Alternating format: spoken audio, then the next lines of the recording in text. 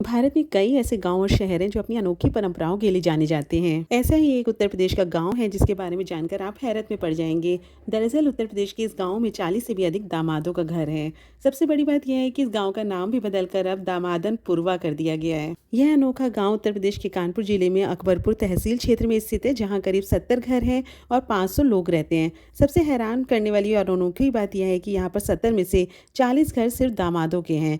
आइए जानते हैं उत्तर प्रदेश में स्थित इस अनोखे गांव के बारे में कुछ रोचक तथ्य। यहाँ रहने वाले बुजुर्गों का कहना है कि साल 1970 से ही इस गांव में दामाद के रहने का सिलसिला चलता आ रहा है।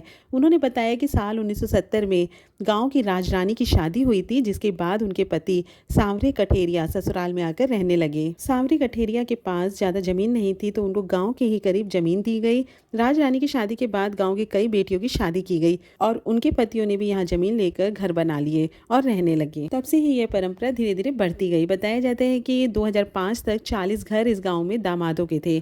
यहाँ पर रहने वाले सबसे उम्र दराज दामाद 78 साल के हैं। और सबसे हैरानी की बात तो ये है कि अभी भी यह परंपरा चल रही है। इस गांव में तीसरी पीढ़ी के दामाद भी आकर बस रहे हैं। इस गांव का नाम सुनते ही लोगों की हंसी छूट जाती है। आखिर हंसी छूटे भी क्यों नहीं, क्योंकि गांव का नाम ही ऐसा है।